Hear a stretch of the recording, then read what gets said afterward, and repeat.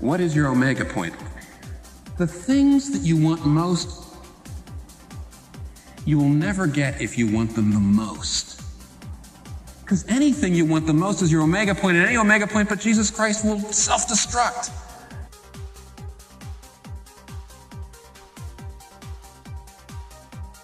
If I suddenly realize that God is his own happy ending, he's his own, he's the omega.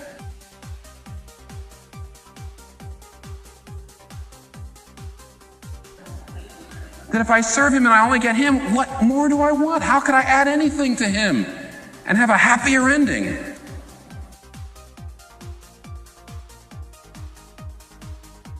Am I adopted into his family? Am I going to rule and reign with him forever? Has he died for me?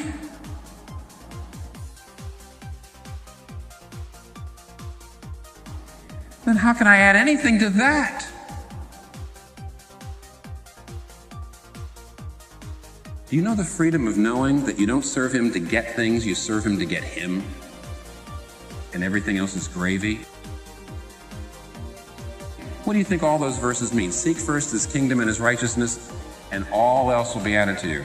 Blessed are those who hunger and thirst for something more than blessedness. Anything you want the most, you will never get. Unless it's Jesus.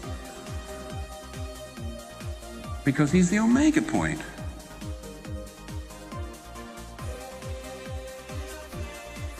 Besides that, if you really finally get down to these tacks and say, if he's the omega point, I don't serve him to get things, I serve him to get him.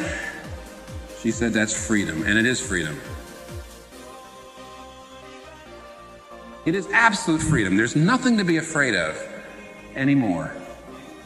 Have you found the freedom of really making him the omega point?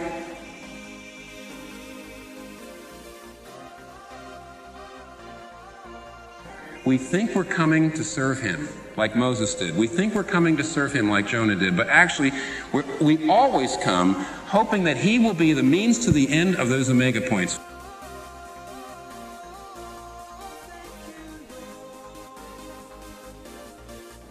What is the chief end of man, says the Westminster Confession? The chief end, the chief omega point, to glorify God and to enjoy him forever. And none of us in this room know the freedom that comes from having that as a real omega point.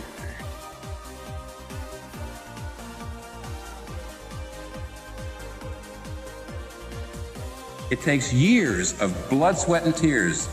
You get reconstructed. Any place you're reconstructing, it makes a mess. Unanswered prayers is a very big part of God showing you what your real omega points are. And he's saying, what am I, chopped liver?